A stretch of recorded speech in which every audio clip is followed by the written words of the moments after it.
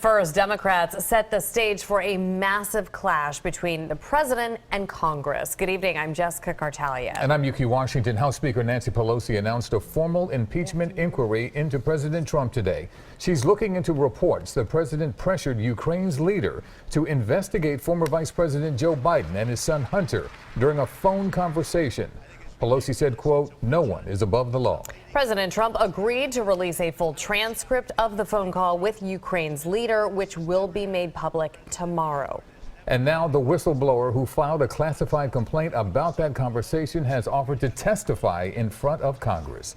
We have team coverage of today's historic developments on Capitol Hill. Matt Petrillo has a look at what happens next for the president. But first, Alexandria Hoff is live with reaction from both sides of the aisle. Alex? Well, Jessica, Yuki, where I think both sides agree right now is in acknowledging the gravity of the release of that phone call transcript tomorrow.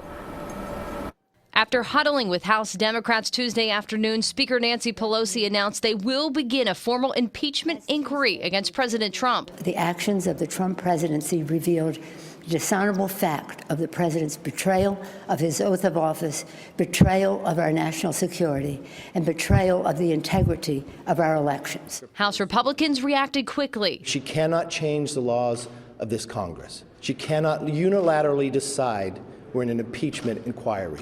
In New York, President Trump dismissed the inquiry on Twitter as, quote, witch hunt garbage. CBS News reports that during a July phone call, Trump pressured Ukraine's president to investigate Joe Biden and his son Hunter. This followed an order to put a hold on millions of dollars in military aid.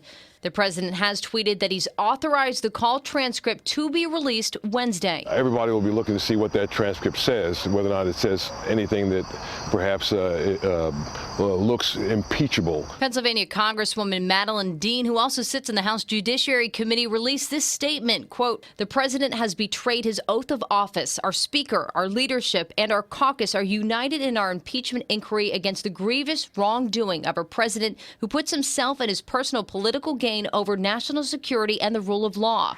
The president's focus on Ukraine stems from an interest he has taken in Hunter Biden's past position as a paid board member for a Ukrainian energy company. After an investigation began into that company, then Vice President Joe Biden called for the firing of Ukraine's top prosecutor. Biden maintained that this move was not connected to his son's work. Prior to Pelosi's announcement on the impeachment inquiry, the Democratic presidential candidate spoke in Wilmington.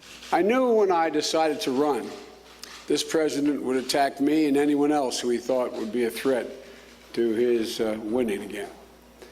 Well, that's what he does. That's what he's always done. Now, we have also received a statement from Pennsylvania Senator Pat Toomey. He wrote, quote, "As I've said repeatedly, a candidate for federal office seeking the assistance of a foreign government would be inappropriate. Tomorrow will shed more light on what transpired as President Trump has decided to release an unredacted transcript of his call with the Ukrainian president." Now, we do know that President Trump will be meeting with the Ukrainian president at 2:15 tomorrow. Then at 4 p.m., we'll hold a press conference.